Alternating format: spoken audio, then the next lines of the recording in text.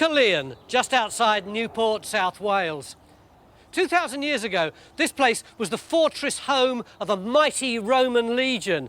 And just recently, a team of archaeologists working here have come up with some stunning discoveries.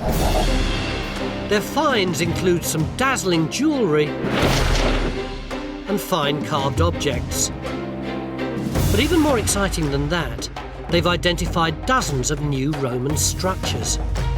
These buildings appear to be bigger and more extensive than anyone could have imagined. So when were they built and why? And was this place more significant than people previously thought? Only by digging can we hope to understand what these new buildings might be and why they were put here. There it is. That is the information we want. I've never excavated one of these before in my archaeological career. So Time Team's heading to Caerleon for 3 days to lend some mind and muscle power. We'll be helping out in any way we can. Together, can we crack the mystery of one of the great sites of Roman Britain?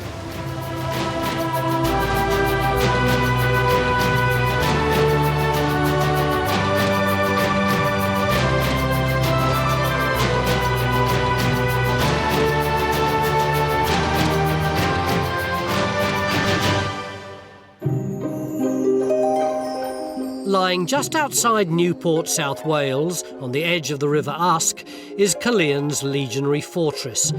It's one of Britain's greatest Roman sites.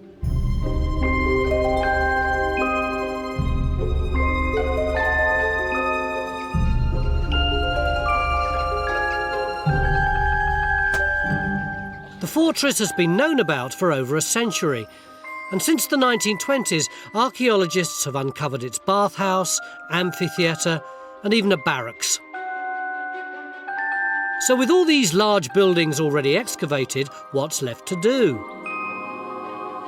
Well, on the land outside the main fortress, a Cardiff University archaeology team have made an incredible discovery. This area, to the south of the main site, was always thought to be nothing more than empty fields. But thanks to some remarkable geophys, site director Peter Guest now thinks he's identified a spectacular complex of Roman buildings. You've saved us a lot of time, haven't you? You've already done a load of geophys.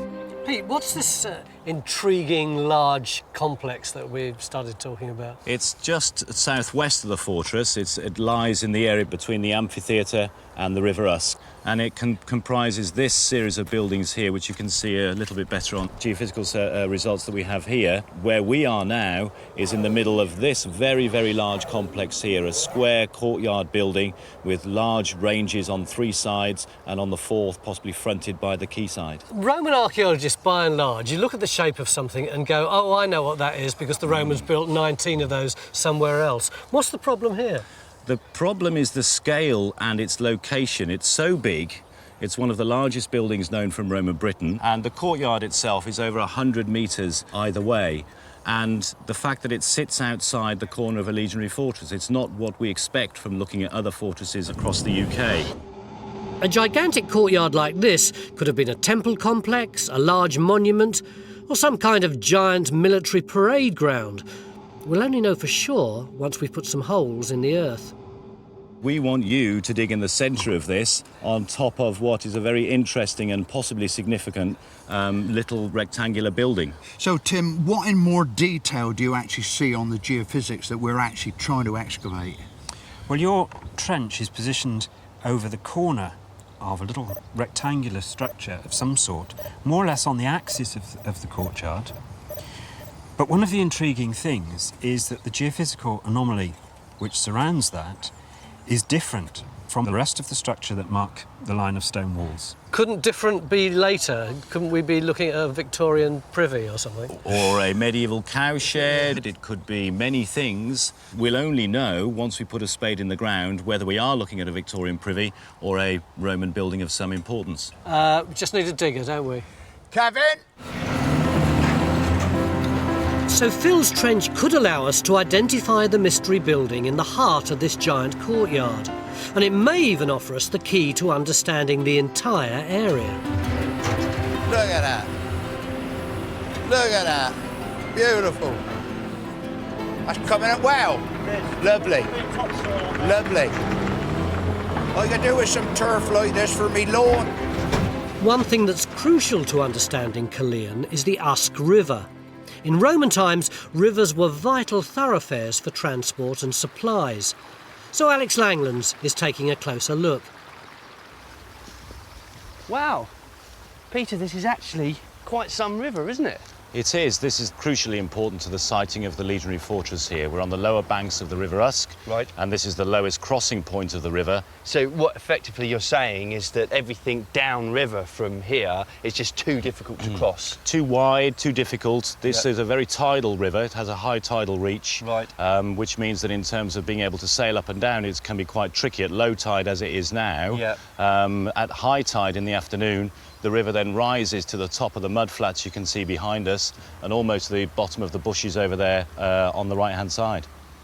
But at the same time, I guess that tidal reach could have been used to bring materials into this location. Exactly. It's a very strategic place and it's a very good river for allowing access into the hilly interior part of Wales, so that the Legion here would have been able to supply the auxiliary forts at Usk and at Abergavenny and at Brecon too. And then in the opposite direction, the Legion could have been supplied from the rest of Roman Britain through the Severn Estuary. Right. But it is also about control. The legionary fortress sits on a major crossing point of north-south and east-west access routes, and it's about controlling people's movements and also communication, but also about being able to bring in large quantities of men and materials in order to push the Roman conquest of Wales further and further west. Caerleon was clearly a very important centre in Roman Britain. But getting to grips with the newly emerging picture of this site is a daunting task. There are over 30 students and volunteers working here this summer in 8 active trenches.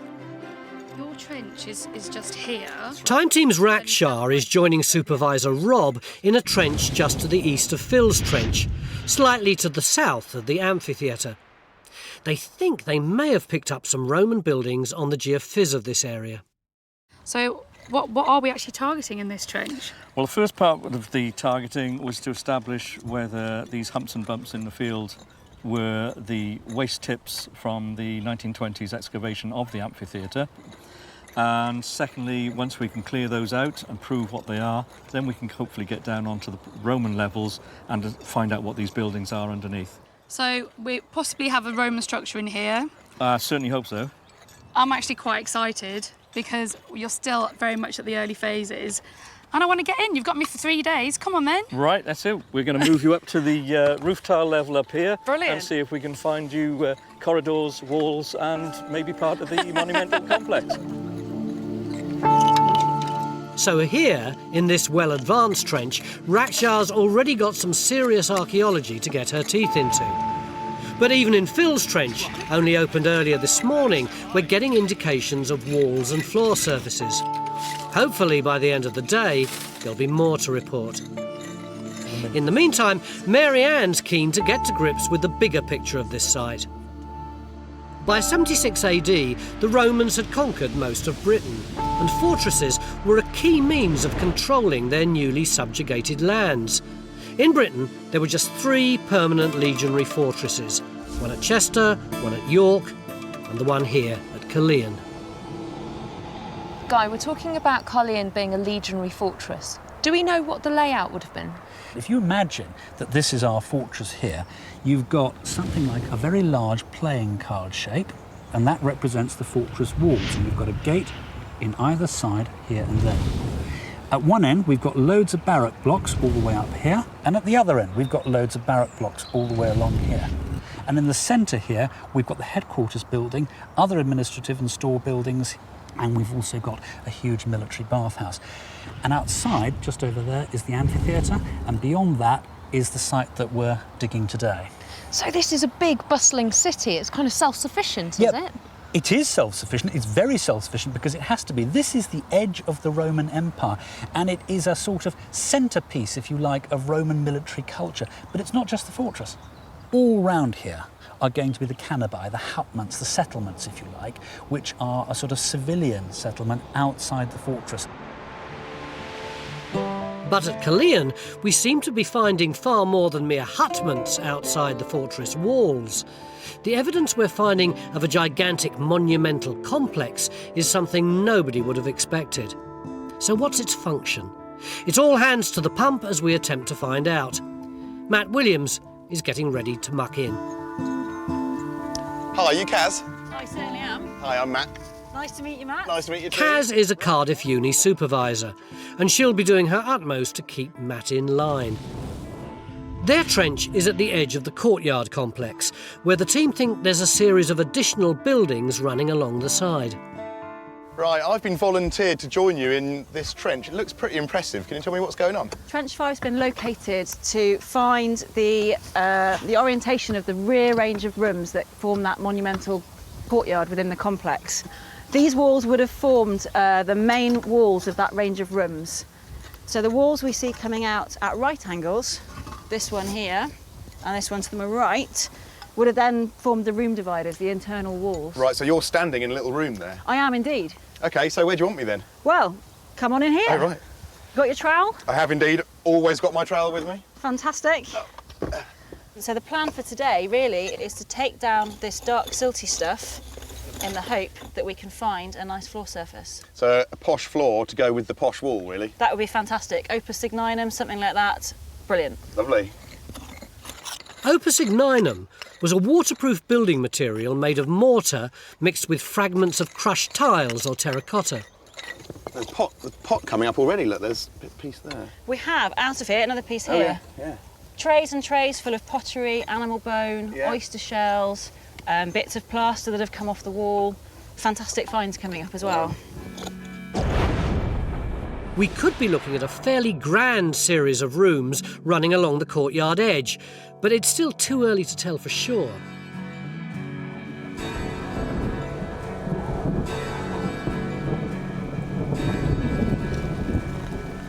It was all going so well. But this is Wales in summer. What else did you expect? Still, just before the weather turned, Phil Harding made a rather intriguing find. I know this is the middle of August, but the rain has been tipping down. Everybody has left the trenches, except these two intrepid archaeologists who are very excited about something. What have you got, lads? It's a really stunning object. What is it, Peter? A very unusual find. It's an intaglio. What does that mean? It's a gemstone that's been engraved. You can imagine how difficult it would have been to engrave such a small object. And it would have sat in the middle of a finger ring, something that a Roman legionary would have worn on one of his fingers. Have a look. Oh. So it's got sort of figures in it, hasn't it? It represents Roman imperialism, the eagle. We have the Roman Emperor Augustus in the person of the Capricorn, which is also the symbol of the Roman legion. And then, of course, the horn of plenty, the cornucopia, is associating bountifulness and good times with Roman rule. I think this is the most beautiful, delicate little find we've had on Time Team for ages. I know, and the beautiful thing is it came from our trench, and actually the archaeology in the trench ain't bad. We actually put this trench in to examine the square building that showed up on the geophysics. Yeah. Well, you can actually see now the corner of the square building. Not only have you got it, but that certainly doesn't look like a Victorian privy to me. It's definitely not a Victorian privy. I think we're happy with that. It's unusual in that it's made of bits of Roman brick and tile, not the normal mortar and stone that we expect. And I was talking to Tim earlier on about it, and he said, being that it's made out of tiles like that, explains why it showed up differently on the geophysics to a lot of the other walls. And it's the only building, if that's right, it's the only building in this massive complex that's not built out of stone and mortar, the only one that's made out of Roman brick and tile instead. So our mystery building is already looking very promising. Given the materials it's been built with, it could turn out to be something very significant indeed.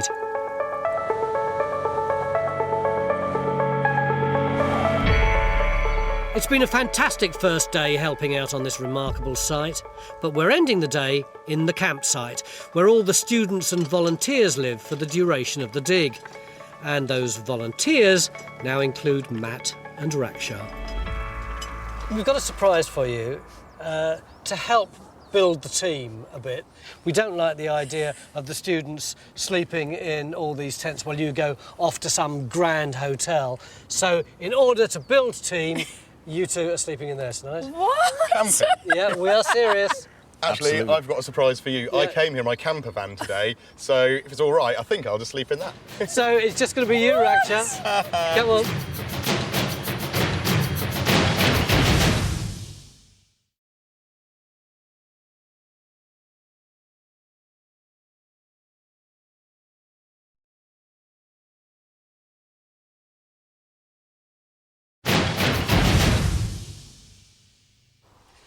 Beginning of day 2 here at Caerleon in South Wales, where we're helping to investigate some mysterious and huge structures that surround one of the biggest Roman fortresses in Britain. These tents, by the way, aren't ours. They belong to the Cardiff University archaeological team who are doing most of the digging. Although, having said that, that tent is ours, as is this camper van, because last night, in the spirit of camaraderie, we got Raksha and Matt to stay here overnight. Here's a bacon sandwich for you. Cheers, mate. I hear that you might have had to have visited quite a few public houses in Caerleon last night in order to help you get to sleep. Yeah, we did. It was there to numb the freezing cold and the pain. Matt, you drew the long straw. There's your bacon Thank you very much. How was the night for you? Pretty wild. We didn't have a great amount of sleep, but I feel fairly refreshed. I mean, get up in the morning, open the van door, and there's rain on your face straight away. So I'm ready for it, I think. Do you think you're beginning to get a grip of the archaeology of this place? Well, definitely, because we turned up yesterday, and as you know, usually we start and finish within 3 days. But I came in there yesterday, and the supervisor was there, and they've been digging for 3 weeks. Here's the rubble layer. We've gone through this. We've gone through that. So already, straight away, we're into the middle of the trench, and so much stuff has been going on already. And yeah, I think we're getting onto it very well. Are you losing your voice? I am indeed losing my voice. How come? Well, I think there might have been a bit of karaoke last night. Oh, messy, messy. But while those two are still reaching for the Alka-Seltzer, one stalwart of British archaeology is already wide awake and itching to seize the day. Phil's trench is starting to look very ambitious. Let's hope he's not biting off more than he can chew in the 2 days we've got left here. Let's just take a bit more of that side of that stone, and let's just see whether or not it goes down onto that sort of just clean greyish silt. Phil's key aim for today will be to find the courtyard's surface. This could give us a vital clue as to the function of the mystery building and the wider area surrounding it.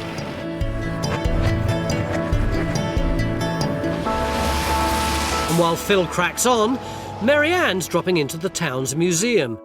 She's going to take a look at some of the key finds to have emerged from the fortress over the years. Some of them look downright vicious.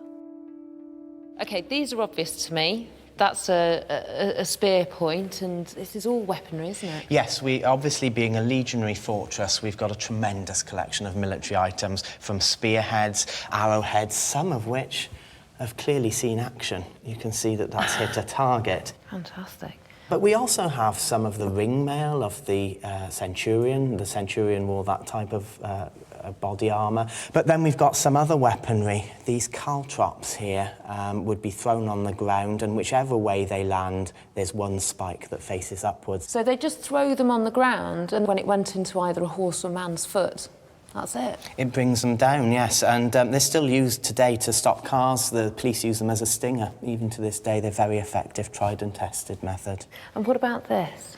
It's the image of somebody with long, curly, flowing hair, leaning forward. He's naked. These are not Roman traits. He's clearly got his arms bound behind his back. And we believe he probably represented a captured native, possibly even a native Salure from the Salure tribe in this part of the world. And he might be leaning forward because he's about to receive a sword blow to the back of the head from a soldier or a cavalryman. Gosh, you can't really get away from the fact that this is a military site. It certainly is a military site, and I'm sure the soldiers would have liked this type of art. Personally, I'm not sure quite how much time the battle-hardened legionaries would have had for art appreciation. This, after all, would have been a busy, bustling fortress, a constant hive of activity. and nowhere in the fortress would have been busier than the river bank, where goods and men were shipped in and out of Caerleon. So Alex is exploring a trench that looks like it's picked up the Roman quayside. Scott, now things have dried up here in Trench 1, we've got a really good opportunity to check out this stratigraphy, haven't we? Yeah, absolutely. I mean, the rain's brought out the colours, you can see the various layers overlying each other, and what we seem to have here are various events of tipping and ground makeup for presumably ground reclamation. So they're building up the ground surface in this part of the trench, but what are they doing in other parts of the trench? Well, behind you we've got the tagular wall, and that Okay. effectively divides the wet side of the port to the dry side. Yep. Yeah, and the crucial thing here is this clay then that's bonding the tagular wall together. That's creating a sort of waterproof boundary. Absolutely. So what they're trying to do is rework this area then to maintain access to the river, though. Yeah, I mean, this could be an event where the river's silting up and it's moving away from their port wall. Right. And so they're putting hard standing down, they're reclaiming the land, they're moving closer to the river as it moves away from them. Right. So we've almost certainly got a working quayside here. I think so. I mean, if we look at the surface farther back over there, Yep. we've got a flagstone surface, and you can see that there's parts of the flags missing, and it's a good, hard working surface. Yeah, but it's very smooth, isn't it? Yeah, I mean, it's seen a lot of foot traffic. Yeah, now that's that's carrying essentially up to our supposed monumental feature up Absolutely. in the site. Traffic from the quayside. Yep. So goods and people coming in here are going to have been using this floor to get up to that part of the site. Yeah, it leads you in. It takes you from the port side all the way up into the courtyard to the complex up there. So far, it's not an especially grand quayside. Could that mean that the courtyard lying beyond it is likewise less grand than we might have imagined? It's too early to tell, but there's no denying that some of Caerleon's main structures were built on a truly impressive scale.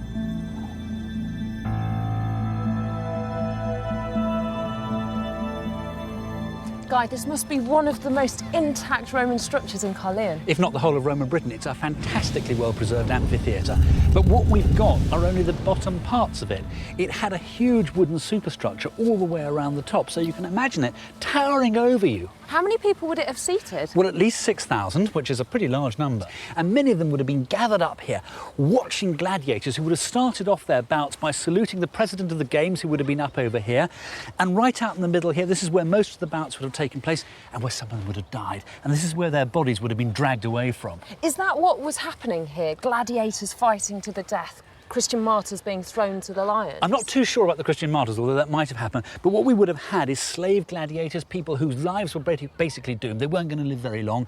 They were going to have horrible, grisly deaths out here. But you haven't only got slave gladiators, you've also got amateur soldier gladiators, men who wanted to be like the great gladiators who would come out here and try and do their level best. But it's not the only thing that happened here, because what you should also imagine is the Roman army performing here. They would have put on celebrations of great battles from Roman history. But this is one of the most interesting features. What's this? This is the shrine to Nemesis. And Nemesis is fate. And fate is the goddess who determines, if you're fighting out here, whether you live or die that day. Time Team's Matt Williams may not quite have the physique of a gladiator, but he's battling admirably against his hangover. Matt, how have you been getting on here? Am I all right going across here? Yeah, just get across onto that wall. Yeah. Yeah, how are you getting on? Pretty well. I mean, we came in here yesterday and Cass said we've got a lovely painted plaster wall. Let's find the floor to go with it. So came in and we've not just got one floor. I've come up with two. We've got this lovely crushed tile floor there, and then there's an earlier white plaster floor underneath it there. So what's happening in the rest of the trench? Well, if you come on down this way, Yep. You're in the room there. This is where the main front wall of the corridor was. So if you step down here, now we're outside. Yep. And we're in another kind of covered walkway, a bit like the back. And here's the line which would have had the posts on and the floor, the roof coming over the top. So now we nip outside. It's beautiful kind of stone pavement there. That is lovely, it's isn't it? absolutely Yeah. amazing. Why is it flipped up at 90 degrees? Well, I think that might be something to do with water management. There would have been a lot of water coming off the roof here, and there's a drain just behind you there. Sure. So that was basically to stop maybe the flooding of the main courtyard area. It's a fine example of the careful civic planning for which the Romans are renowned. And rigorous Roman planning, alongside very rigorous discipline, is what turned the mighty legions into such an effective military force. When we talk about the legions themselves, what do we know of the structure and the hierarchy? We know that they were divided into 10 cohorts, which were subdivided into centuries. And each century was made up of 80 men. It used to be 100 men. It had become reduced to 80, but they had kept the title century. And a century, you won't be surprised to hear, was commanded by a centurion. These are the blokes who are going to be standing there saying, "You horrible little men, you," giving them a really, really tough time. Those are the chaps you'd be scared of. Right. Which brings us neatly, Alex, to your love of experimental archaeology. Yes. And how there might be no better way of understanding life as a Roman legionary than to live it for 24 hours. Right, OK, this is sandals and skirts time, I guess. All the way. Are you up for it? Well, I don't think I've got any choice about this, have I? No, no. We've got a lovely, delicious, horrible little man centurion waiting for you over there. Right. So, are you ready to do your duty for Rome, Alex? At my signal, unleash hell. Or half a dozen legionaries, anyway. Now, Chris, I've been somewhat press-ganged into joining the Legion, and as I understand it, it's 25 years of my life I'm signing away here. Indeed. And in fact, if you're during that 25 years, you also are not allowed to make a legal marriage. Right. And if you were married when you enlisted, the actual process of joining the Legion would be an automatic form of divorce. Right. Before you joined the Legion, you would be expected to have purchased your kit. You're in the kit of a typical legionary of the 1st century AD, with this lorica segmentata type armour made of strips of metal. Yep. Joined together inside on leather straps. So even though it feels heavy, it's quite flexible. Right, so in terms of training, what's the sort of first steps? Well, the first step with any soldiers really is to learn how to march. We know that the Roman soldier was trained to march some 20 miles in 5 hours. OK, that's quite a pace, really, isn't it? It is, yes, indeed. OK, right, well, I'll put my my hat on. What's this called? It's called a cassis. Cassis, yeah? And finally, you need a scutum. A very large shield. It's type of shield that, you know, riot police are still using today. Yeah, well, big shield in that shape. Great stuff. And this throwing javelin called a pilum. A pilum? Right, so I'm fully kitted up and ready for war. Yes. Well, you better introduce me to my new family. You're right, will do. Where's the Vexillarius? Come on! Get here. No, you two should be there, shouldn't you, you dozy blooming school teacher? Not you, him. Dextrosum with ite. Turn to your right. Hila portate. Proce ite. Send. Alex, are you in step, boy? Are you in step? Get your head up. Yep, sorry. See you in 25 years then, Alex. Good luck. Hopefully Phil's trench won't take quite that long to start producing some results. Can I get in your trench, lads? By all means, Come on in. Tony. Now, this is the one that we put in yesterday because of the geophys which showed up this part of your monumental complex, and yet you seem to have got bored with that side of the trench and you've started working here. Ah, but you've also got to remember that when we actually had that discussion, we also flagged up the fact that we needed to try and find the surface of that monumental complex. And what we've been able to do is actually get through the full sequence of the deposit. Where is the bedrock? Where is the natural? The natural is right down at the bottom of that hole with the muddy puddles. So really, you haven't managed to find the surface that you were looking for? We have. Where is it in the trench? We're actually standing on it. Really? Here, what is there here that tells you that this is some kind of archaeological surface? Well, look here. You've got big lumps of charcoal, you've got brick and tile, and here you've got an enormous chunk of pottery, and then over there you've actually got a piece of iron slag, but you've also got buildings here as well. Where are your buildings? Well, actually, one of the crucial pieces of evidence is where you're standing. You're standing on it. Oh, this thing here? Yep. So what do you think that is, Pete? Well, there's a series of these large flat stones that seem to be set into the surface, and we're thinking that they might be post pads. So you'd have a big timber, and rather than driving a hole in the ground and putting it in, you'd simply have a flat stone which you can then rest your pad on, and as long as the superstructure in the roof is heavy enough, it should stay in position. But what it means is that this monumental complex, the courtyard surface, may actually have had quite rudimentary buildings. It gives you a totally different impression of what was going on in here. People were, well, I don't know about living here, but certainly working here. There would have been buildings in here.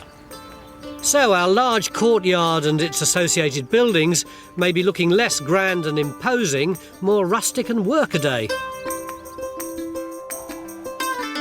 But we've been wrong before, and at this stage we've still got no idea what kind of structure it was. Keep digging, Phil.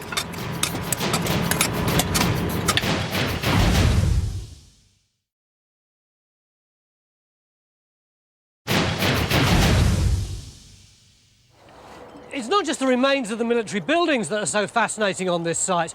We've been getting a lot of small finds as well. Although, frankly, Rakshar, your find isn't exactly small, is it? Not really. What is it? Well, Tony, we were cleaning away this section, hoping to find the remains of a robbed-out wall, and came down on this large white object. It appears to be a section of Roman water piping. Have we any idea what it would have been for? Water supply, water drainage. We know that there was a baths to the north of the site. We've got high-status buildings, which will need very often have water supplies to them. This isn't the whole thing, though, is it? No, it isn't, because this is still carrying on in that direction, and it's also going off in that direction. I mean, it's such a surprise. We're so happy. We thought we were going through the kind of backfill from the 1920s excavation of the amphitheater, and we've come down onto Roman layers. We've got this stonking great pipe, and I can't really express how significant this is. I've never excavated one of these before in my archaeological career. Rakshar and Rob have found a vital clue. The lead pipe means we've got fairly grand buildings at the edge of the courtyard. Certainly more than mere rustic huts. But over at Phil's trench, the quest for a floor surface isn't going quite to plan. He keeps turning up rough, unworked stone. This one, I think, was just tipped over, so he wants to tip back. Yeah. Yet in most cases, wherever you pop in a trench at Caerleon, there seem to be rich pickings. The Cardiff Archeologists have had hundreds of small finds out of their trenches this year. What's this? This is actually an open work belt plate. You can see it's pierced. It would have been on a Roman soldier's belt. So it would have been silvered originally, and contrasting against the leather of the belt, it would have been quite spectacular. And those plates went all the way around the belt. The military belt was the symbol of being a member of the Roman army and all the status that goes with that. If a soldier was disgraced, well, part of his punishment might be to stand in public without his military belt, and that was a major way of disgracing a soldier. Wow, beltless shame. What about these? I mean, obviously that looks to me like a brooch. Yes, it's a horse brooch. This is probably one of the latest finds from this site and possibly dates to the 4th century. Then we have some other animal brooches, some very nice zoomorphic brooches, again of about the same period. Zoomorphic being they're in the shape of an animal. In the shape of an animal. And they respected a lot of the natural world, and they looked at the traits of different animals and admired many of their qualities, and that's reflected in some of the brooches they chose to wear. The finds have helped Peter and his team build up a detailed picture of daily life here in the fortress. But there's only one way to truly experience a legionary's lot, and that's to spend some time being ordered around by a bossy centurion. Alex Langlands is about to enter the man-to-man combat phase of his legionary training. Okay, so I throw the javelin. And then you just draw your gladius. I've got my shield up here like that. So you use your shield to knock him in the face, So and come in like that stab and- him with the sword. And give it a bit of that there like that. Sword. Pretty nasty. But I've also got a dagger here as well. Now, what would that be Well, used if for? you broke or lost your sword, or Yep. if the enemy were really pressed up close together, Right. you can see from the shape of the dagger, once again, it's a stabbing weapon, Yep. and that would be useful for stabbing once again into Sort of the up here, stomach or or into into the neck. In there. But up yes, into the stomach. that would be ideal. Nice and soft.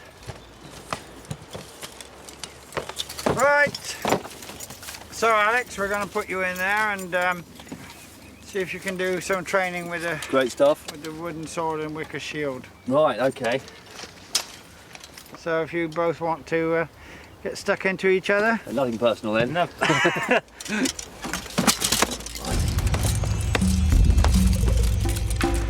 Come on, get stuck in.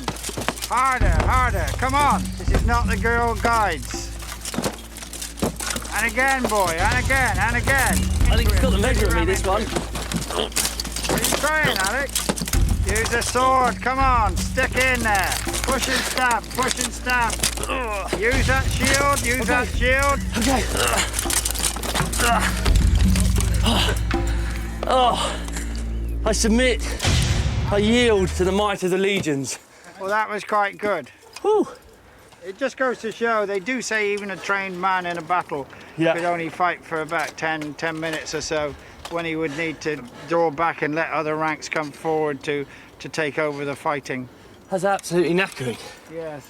Absolutely knackering, I have to well, say. Your fitness levels are not quite as good as you thought they might be. Can I get a job in the camp kitchen? Honestly, I cook a mean soup. If there's one man who's never daunted by hard labour, it's the centurion of the trenches, Phil Harding. He's been motoring ahead today, but is he any closer to explaining what went on in this giant courtyard? Phil, yesterday morning you started excavating this trench because Geophys told you that there might be a magnificent building here, and we've got the top of it. But then you moved over here in order to try and find the surface associated with it, thinking, I imagine, that it might be flagstones or whatever. But what you found was something entirely different. Yeah, I mean, really what we've got is an earthen yard. I mean, we've got areas where people are actually living, areas of burning and what have you. It's a much more utilitarian, ordinary sort of yard surface. And what have you found here? Well, we do have an enormous pile of stones. Now, logically, all the building material around here is stone, apart from the tiles here. So it could well be that this is a dump of stones that have come from another building. But the big question is, what do we do in this trench tomorrow? Well, the big question is in front of us. What is that building? Yeah. It's why we came and why we put this trench here in the first place. The good sign is that we've actually got our floor levels at a low level and walls at a higher level. So there should be at least this much of it. We think we are likely to be able to get standing walls maybe a foot high. Really exciting. And now there's just one more day left to solve this archaeological mystery.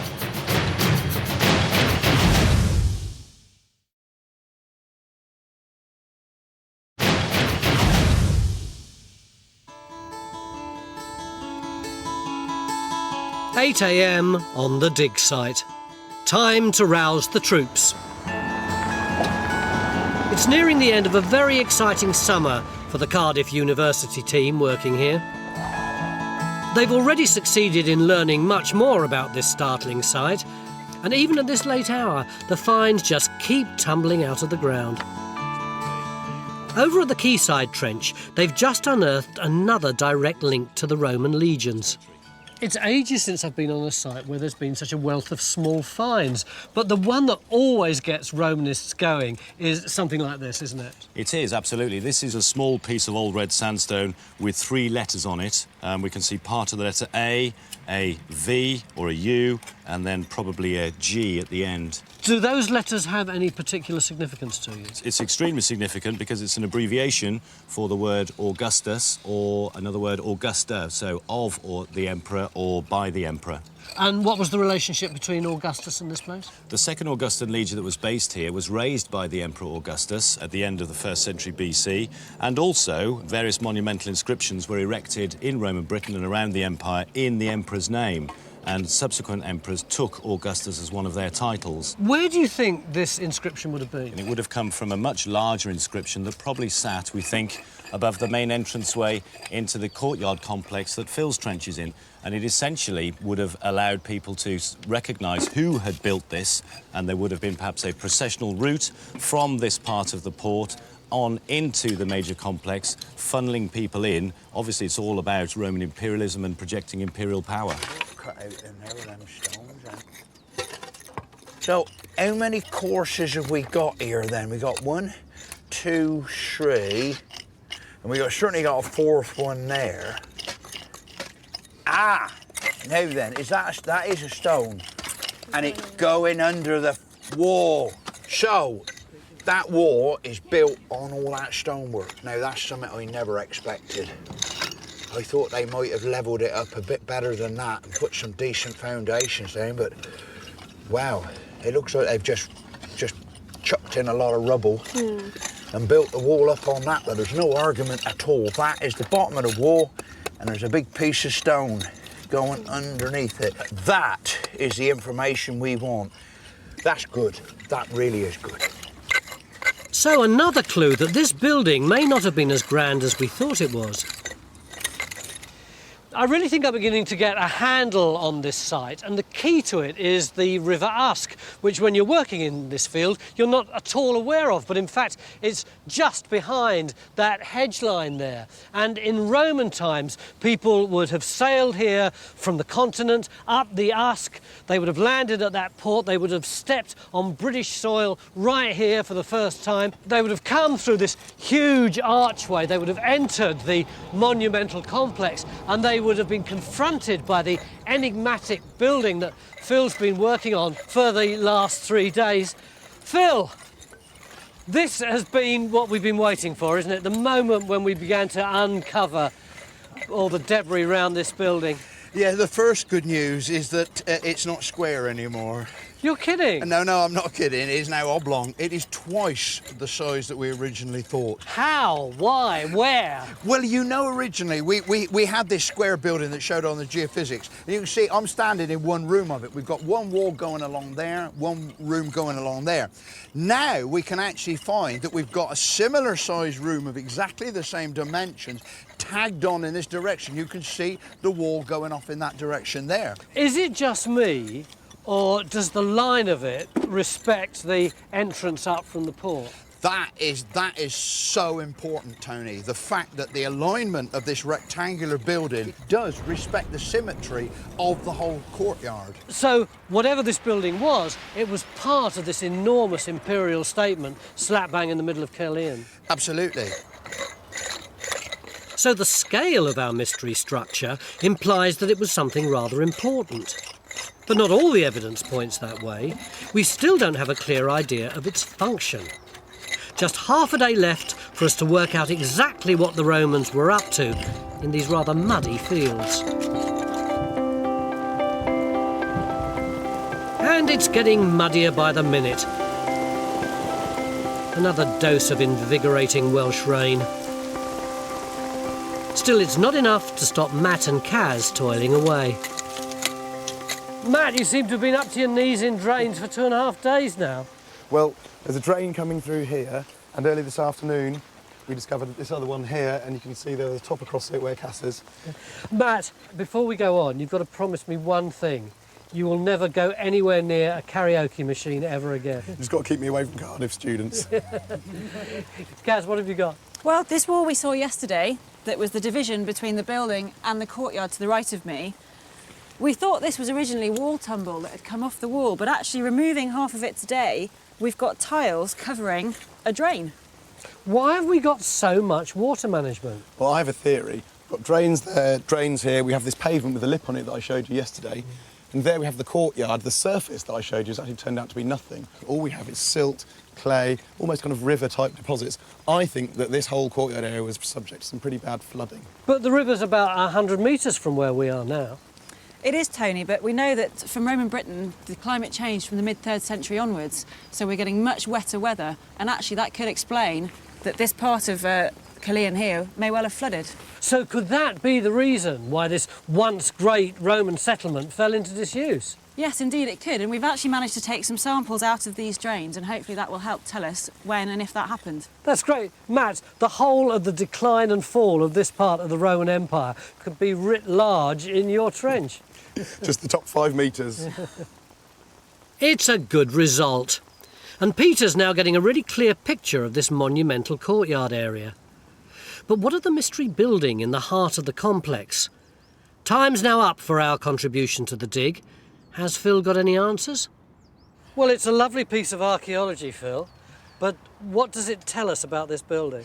Well, it tells us that it was never quite as grand as perhaps we once thought it was. I mean, the story is quite clear. Once they decided that this was where they were actually going to build their building, and they looked around and they realised that this is a boggy floodplain. So they flung down some of that big stone rubble over there. That gave them a firm foundation. And then they built up about 4 or 5 courses of the tiles. You can see where they actually bed onto the stonework. And on the top of that, they built a timber frame superstructure. Ah, so this is probably all the wall that there ever was. This is the only wall that there was. It strikes me, anyway, as what you'd expect in Caerleon, a very symmetrical building. And it's not flamboyant, it is very military to me. And we know that it's aligned to the entranceway, Pete.